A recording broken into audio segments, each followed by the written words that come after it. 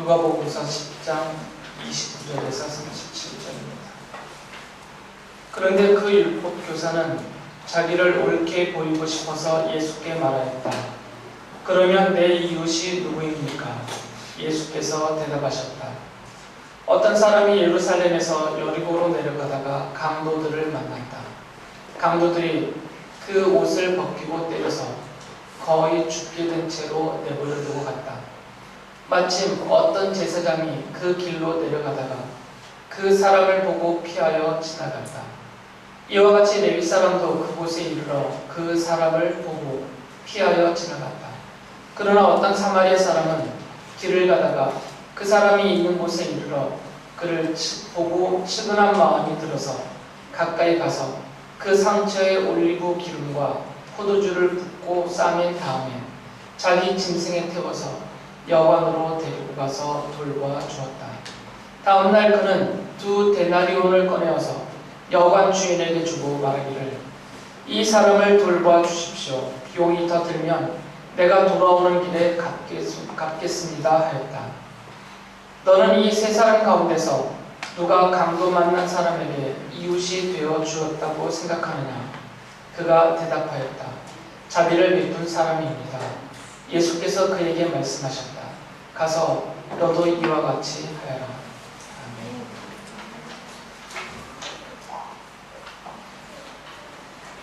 누가복음서는 1장부터 마지막까지 제가 한 장씩 설교할 수는 없고요. 왜 그러냐면 마태복음과 마가복음에 많이 중복되어져 있습니다. 그래서 마태복음, 마가복음에 이미 중복되어 기록된 내용들은 이미 그 이전에 마태복음 설교할 때 다 말씀을 드렸기 때문에 추가로 드릴 필요도 없고, 또 똑같이 기록은 안 됐더라도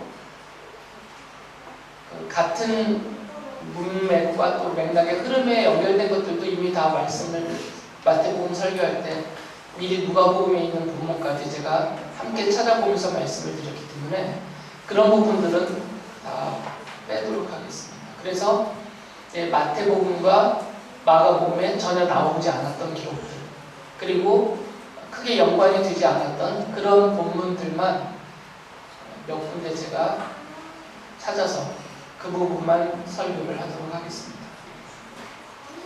그 중에 한 부분이 오늘 읽어드린 부분입니다. 이 내용은 마태복음과 마가복음에는 나타나지 않고 있는 내용이고요. 또 이런 비슷한 기록도 나오지 않기 때문에 이 부분은 설명을 드려야 되어서 제가 이 시간에 말씀을 드리려고 합니다. 이 10장 앞에 부분 25절부터 보면 어떤 율법 교사가 예수님께 질문을 했습니다. 우리 아이들을 위해서 좀 풀어 설명하면 체육을 가르치는 교사를 뭐라고 부르냐, 수빈아? 음악을 가르치는 교사는 뭐라고 부르냐, 이제야? 대답한 거지? 그러면 율법 교사는 뭘 가르치는 사람이겠어요? 율법을 가르치는 사람입니다. 율법을 연구하고 배워서 이스라엘 사람들에게 율법을 읽어주고 그 율법의 뜻을 풀어서 알아듣도록 설명해 주는 사람이 율법 교사예요. 그러니까 율법에 대해서는 거의 다 알고 있겠죠. 가르쳐야 되니까. 율법의 내용을 모르는 사람은 분명히 아닐 겁니다. 그런데 이 사람이 예수님께 와서 이렇게 질문을 했어요.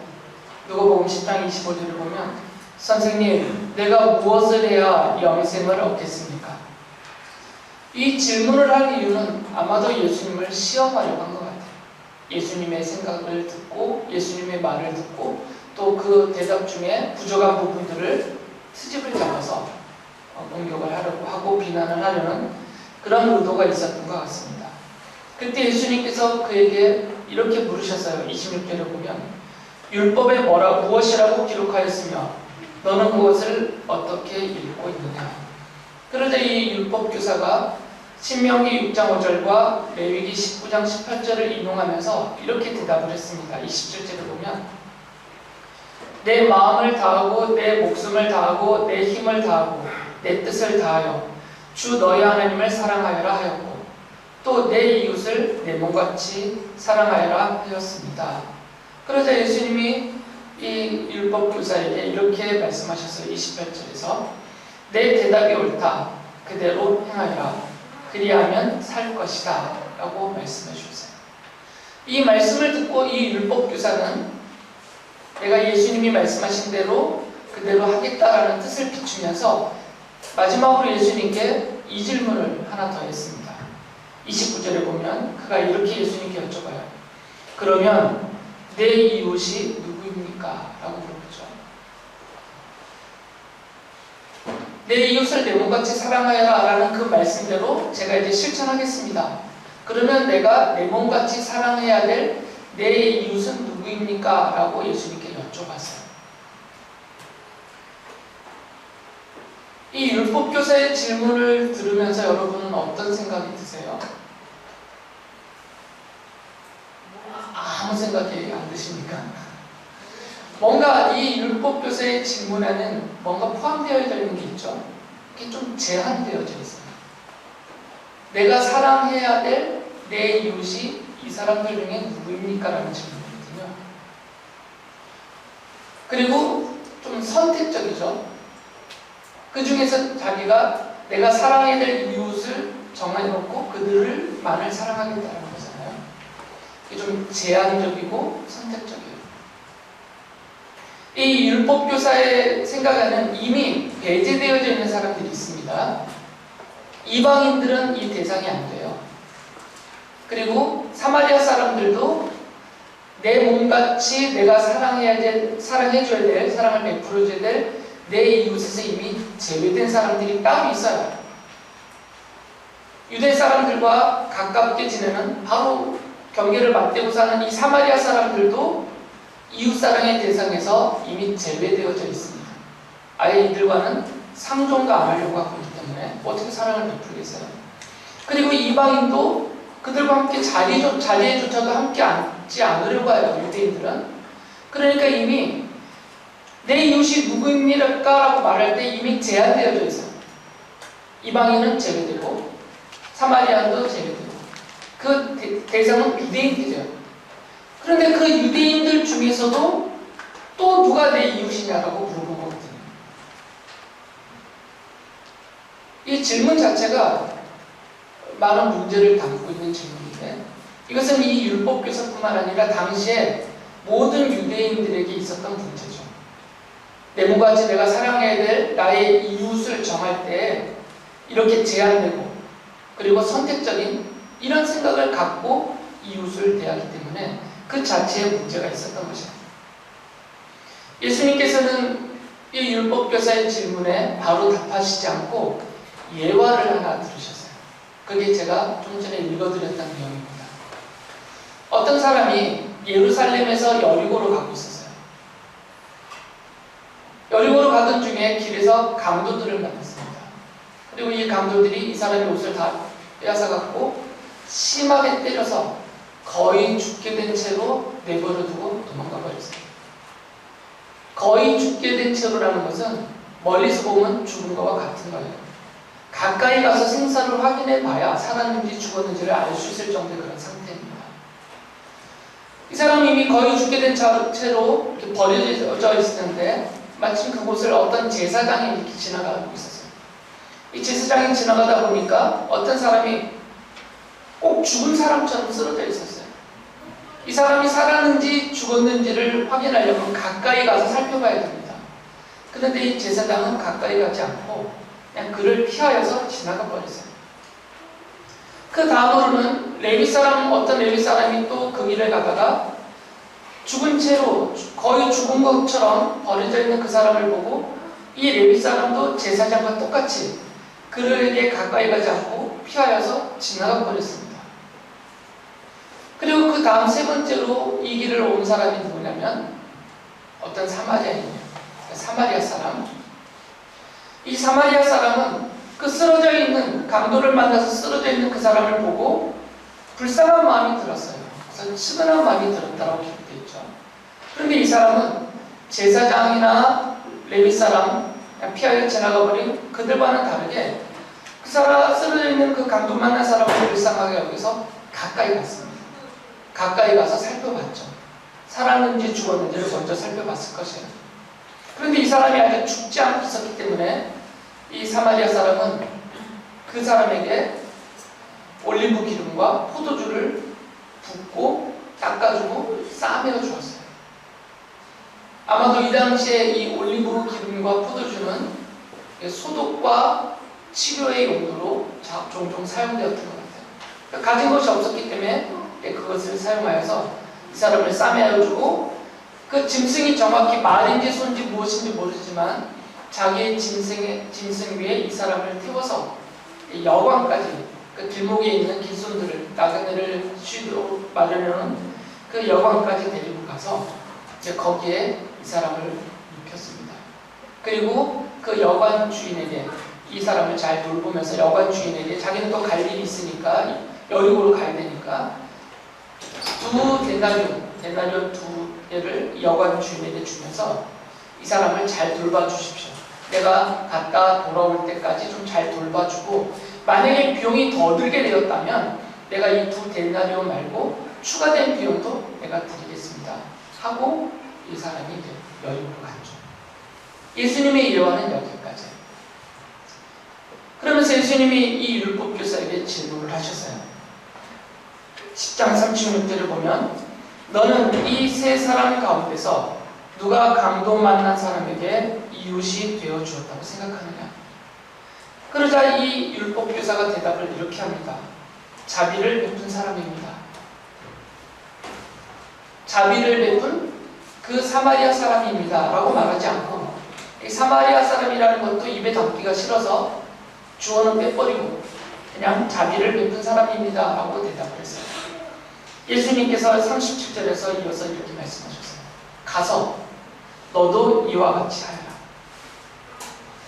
이 율법교사는 예수님께 내가 사랑해야 될 내 이웃이 누굽니까? 라고 물어봤는데 예수님은 이 사람에게 반대 입장에서 대답해 주셨어요.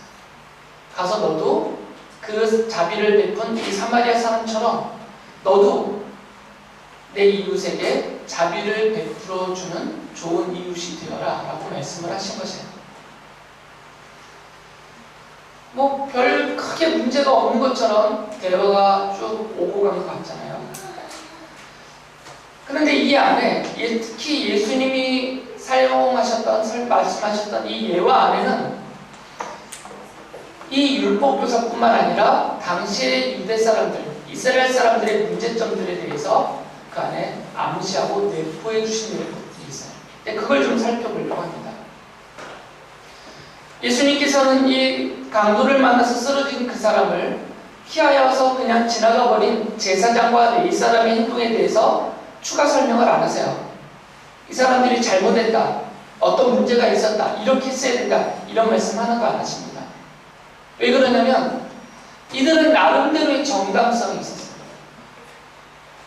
율법에 보면 제사장들은 죽은 사람의 시신을 만질 수가 없었어요. 자기가 부정해지기 때문에 아예 만지지 못한다라고 율법에 써 있어요. 레위기 21장 1절에 보면 이렇게 기록되어 있습니다. 아론의 혈통을 이어받은 제사장들에게 알려라. 너는 그들에게 다음과 같이 이르라. 제사장은 누구든지 백성의 죽음을 만져 자신의 몸을 더럽히는 일이 없도록 하여라. 그러니까 이 제사장은 나름대로 정당함이 있었던 이유가 나는 율법을 지켰다는 거예요. 저 사람이 죽은 것 같아 보이는데 내가 가서 만지면 안 되니까, 만지지 말라고 했으니까 율법에서. 그래서 제사장은 나름대로 율법의 조항을 근거로 해서 정당성을 주장하면서 그냥 지나가는 거죠. 이 조항은 일반 백성에게까지도 확대가 되었습니다. 민수기 19장 11절에 보면 이렇게 기록되어져 있어요. 어느 누구의 주검이든 사람의 주검에 몸이 닿은 사람은 이래 동안 부정하다. 그러니까 제사장뿐만 아니라 일반인들도, 이 레위 사람을 포함한 일반인들도 사람의 시신, 죽은 사람의 시신은 만지지 않아요. 율법에 만지지 말라고 되어 있으니까. 물론 친족은 예외 조항으로 따로 추가 기록이 되어 있습니다. 장례를 치러야 되기 때문에. 그래서 이 제사장이나 레위 사람도 나름대로 정당한 근거가 있었어요. 왜 이 사람을 버려두고 그냥 가는지. 율법을 지켜야 되기 때문에, 율법을 따라야 되기 때문에, 이런 종교적인 율법적인 그런 신념과 그런 나름대로 준수하겠다는 의지가 있기 때문에 그냥 지나가 버린 것이에요. 예수님도 그것에 대해서 따로 지적하거나 비난하시거나 책망하시지 않고 그냥 지나쳐 버리시죠. 이 부분에 대해서는. 물론 신명기 21장 1절부터 9절에 보면 들에서 죽은 사람의 시신을 누가 지나가다가 발견을 하면 이 시신을 어떻게 처리해야 되는지에 대해서 율법에 써 있어요. 간단하게 말씀드리면 들에, 마을이 아니고 그냥 길가에 이 들에 누가 죽어서 있으면 그것을 발견한 사람은 이제 주변 마을에 알려야 돼요. 그래서 주변 마을의 장로들, 대표들이 나와서 거리를 재야 됩니다. 이 사람이 죽은 자리에서부터 제일 가까운 마을, 제일 주변에 있는 마을들과의 거리를 재서 제일 가까운 마을의 사람들이 이 사람의 시신을 가져다가 장례를 치러줘야 돼요. 속죄 제사도 드려줘야 돼요. 그래야 이 제일 가까이에 있는 마을 사람이 죽였을 가능성이 제일 높다 이거예요. 그래서 이 사람들에게 살인죄에 해당하는 하나님의 벌이 내리지 않게 면해주는 그런 율법의 조항은 있어요. 예수님은 이 제사장과 레위 사람들이 이 율법의 조항대로 했느냐 안 했느냐 이거에 대해서 좀 관심을 두시지 않습니다. 그게 이 예화의 핵심이 아니기 때문이에요. 이 예화는 그 율법 교사가 내 이웃이 누구입니까? 라고 물었던 질문에 대한 답으로 해주신 것이니까 굳이 이런 세세한 율법의 조항들을 이들이 지켰느냐 안 지켰느냐 이런 거 따지지 않으셨다는 거예요. 여기서 예수님께서 문제를 삼는 것은, 이 예화 속에서 문제를 삼는 것은 분명하게 두 가지가 나타납니다. 미녀가 무엇일 것 같으냐? 한 가지만이라도 말해줘봐요. 네가 들어봤더니 이 예화 중에 어떤 문제점을 예수님이 지적하시는 것 같아요? 이 제사장과 레위 사람의 행동 중에 잘못된 것, 예수님이 지적하시는 것. 생각했다라고 치고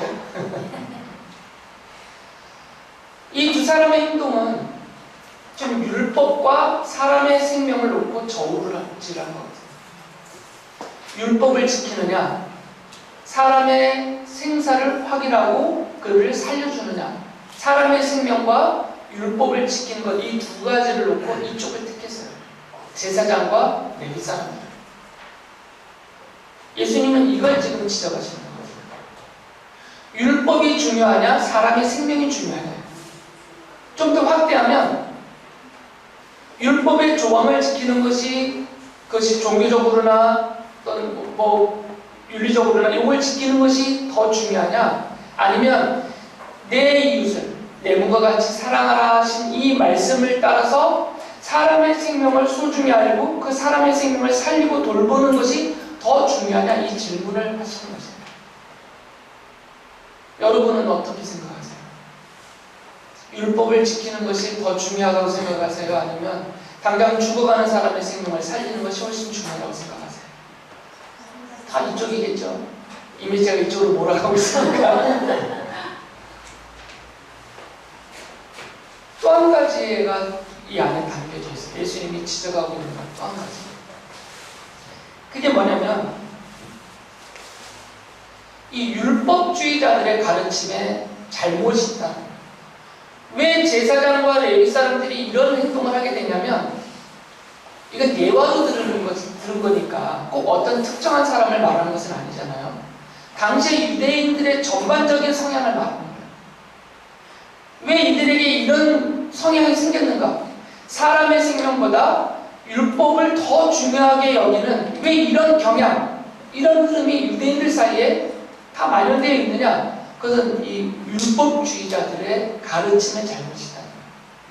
율법 교사들에게 문제가 있는 거죠. 이 질문을 하고 있는 율법 교사, 바로 그 자신에게 문제가 있는 거죠. 이게 바로 율법주의거든요. 예수님은 지금 이 사람의 생명보다 율법을 더 중요하게 여기는 그 율법주의를 지금 책망하고 있는 것입니다. 옳지 못하다라는 거죠. 알고는 다 있잖아요. 하나님을 사랑하고 내 몸과 같이 내 이웃을 사랑하라. 다 알고 있어요. 모든 유대인들이 알고 있고 율법을 가르치는 사람들도 알고 있고 율법을 배우는 모든 사람들이 다 알고 있어요.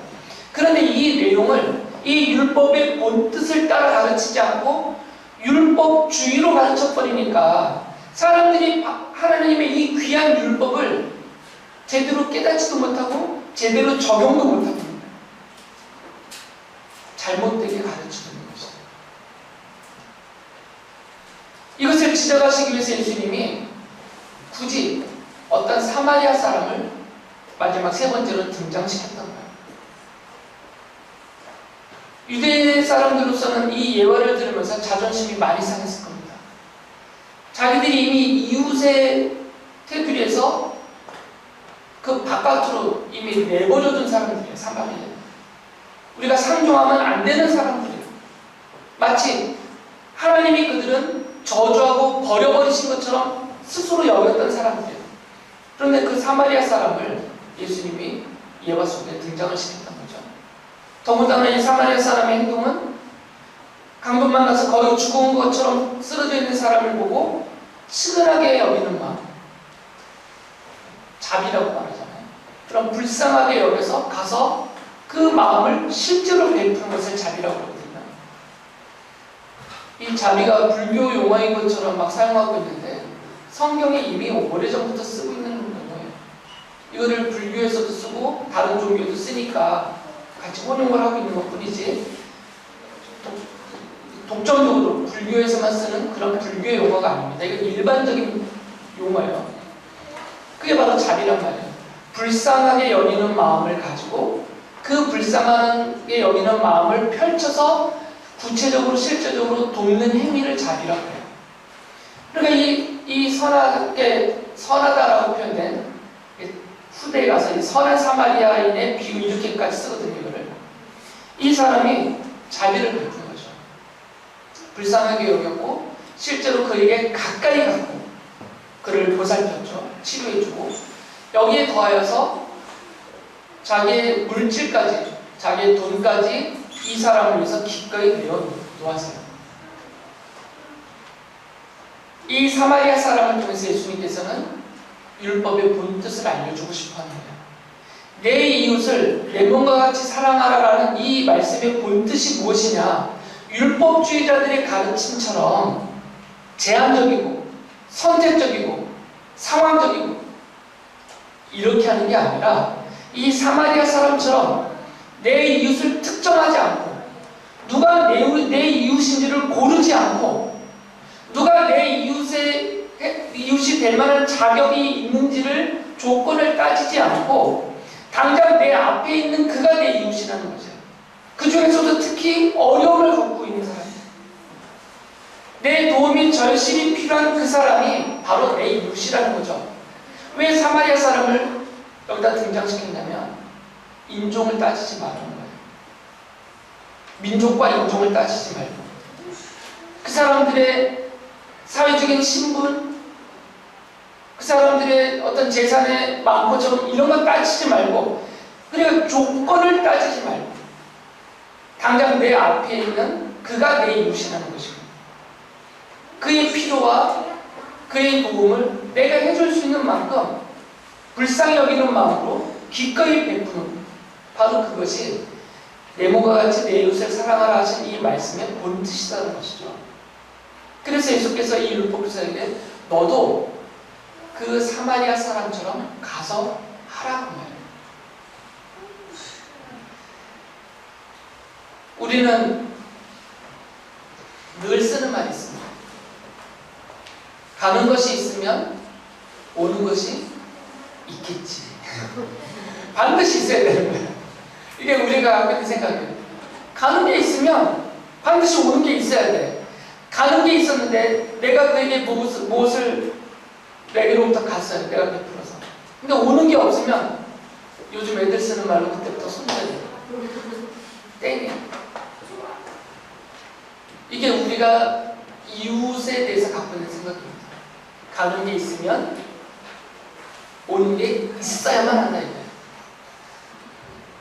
가는 게 있으면 오는 게 있다 정도가 아니라 가는 게 있으면 반드시 오는 게 있어야 돼요. 오는 게 없으면 내 이웃이 아니야. 그래서 이거를 주고받기 사랑이라고 부릅니다. 주고받기 사랑의 관계가 형성된 사람만 내 이웃이 되는 거죠. 이게 우리가 갖고 있는 이웃에 대한 개념입니다. 예수님께서는 누가복음서 6장 33절에서 이런 말씀을 하셨어요. 너희를 좋게 대하여 주는 사람들에게만 너희가 좋게 대하면 그것이 너희에게 무슨 장한 일이 되겠느냐. 죄인들도 그만한 일을 한다. 예수님 말에는 세상 사람들도 그 정도는 한다는 거예요. 나를 좋게 대해주는 사람은 그냥 보통 사람들은 다 누구든지 다 좋게 대해주죠. 아니 나에게 좋게 대해주는 사람에게 욕할 사람이 누가 있고 등 돌릴 사람이 누가 있어요. 이거는 이 율법을 모르는 사람들도 다 하는 일이다. 내 몸과 같이 내 이웃을 사랑하라. 이 하나님의 말씀을 모르는 사람들도 그건 누구든지 다 하는 일이다. 심지어 강아지들도 하는 일이에요. 그건. 자기에게 밥 주는 주인을 좋아하고 따라오잖아요. 짐승들도 하는 일이에요. 그거는 사람뿐만 아니라. 그러니까 이것은 이웃을 사랑하라라는 이 하나님의 말씀을 실천하는 것이 아니다라는 거예요. 그건 누구든지 하는 일이니까. 그러면서 제자들에게 말씀하신 거죠. 너희는 그들과 같이 하지 말라는 거죠. 제가 6장 33절을 읽었나요? 이것까지 생각이 안 나는데.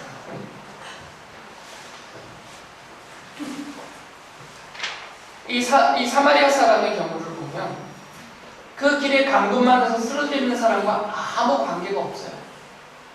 아무 관계가 없는 사람입니다.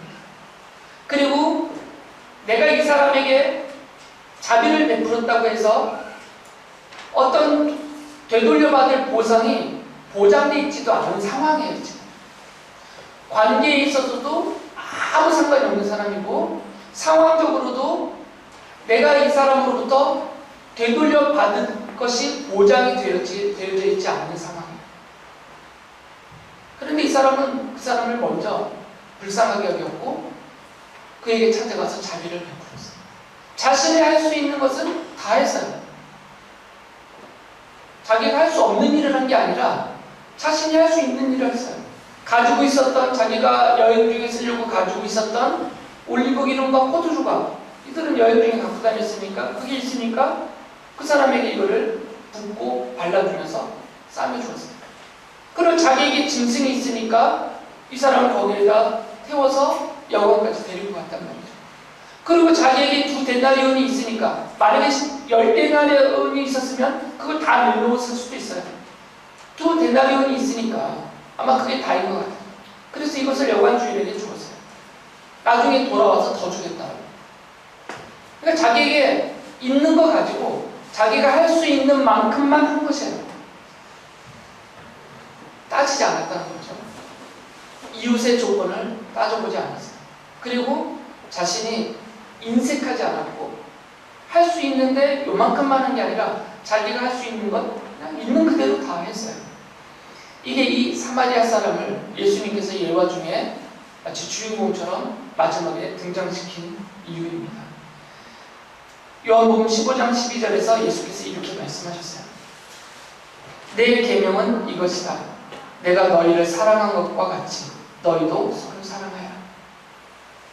이 사마리아 사람처럼 사랑을 실천하는데 이 사마리아 사람을 보고 실천하는 게 아니라 나를 보고 너희들은 사랑을 실천하는 거죠. 내가 너에게 먼저 이렇게 사랑을 베풀었다. 예수님이 우리를 위해서 십자가에서 죽으시면서 당신의 생명까지 내어주셨어요. 그리고 우리에게 영원한 하나님 나라의 그 모든 것을 다 약속하셨고 반드시 주실 것이에요. 그리고 약속하신 대로 오늘도 하나님의 자녀로 살아가는 우리들에게 함께 하시면서 돌봐주시고 은혜를 베푸시고 이끌어주고 계세요. 예수께서 우리에게 해주신 사랑입니다. 생명까지 내어주신 그 사랑입니다. 내가 이렇게 너희들을 사랑했으니까 너희들도 이웃을 사랑할 때 이렇게 사랑하라는 거죠. 이렇게 서로 사랑하라는 거죠. 조건 따지지 말고, 인색하지 말고, 사람 가리지 말고, 예수님처럼 이 사마리아 사람처럼 그렇게 서로 사랑하라 라고 말씀하셨어요. 그래서 사도 바울이 이 말씀을 근거로 해서 에베소서 5장 2절에서 이렇게 말씀하셨습니다. 그리스도께서 여러분을 사랑하셔서 우리를 위하여 하나님 앞에 향기로운 예물과 제물로 자기 몸을 내어주신 것과 같이 여러분도 사랑으로 살아가십시오. 그렇게 사랑을 실천하며 살라라는 말씀입니다. 사도 요한도 요한일서 4장 20절에서 이렇게 말씀하셨습니다. 누가 하나님을 사랑한다고 하면서 자기 형제 자매를 미워하면 그는 거짓말쟁이입니다. 보이는 자기 형제 자매를 사랑하지 않는 사람이 보이지 않는 하나님을 사랑할 수 없습니다. 우리는 두 가지를 생각해야 됩니다. 내 자신을 먼저 생각해야 되는데, 이 율법주의자들처럼, 이 율법 교사처럼 다 알고 있지만 이것을 그 본뜻을 따라 실천하지 않고 이것을 종교적인 영역으로만 국한시켜서 적용하고 있는 이 태도를 우리도 스스로에게 돌아보면서 반성해요. 제사장, 레위사람, 율법교사, 유대인들의 문제가 아니라 예수님은 지금 우리에 대해서 하시는 말씀이거든요. 네가 그들과 같다라고 말씀하시는 거죠. 저를 포함해서.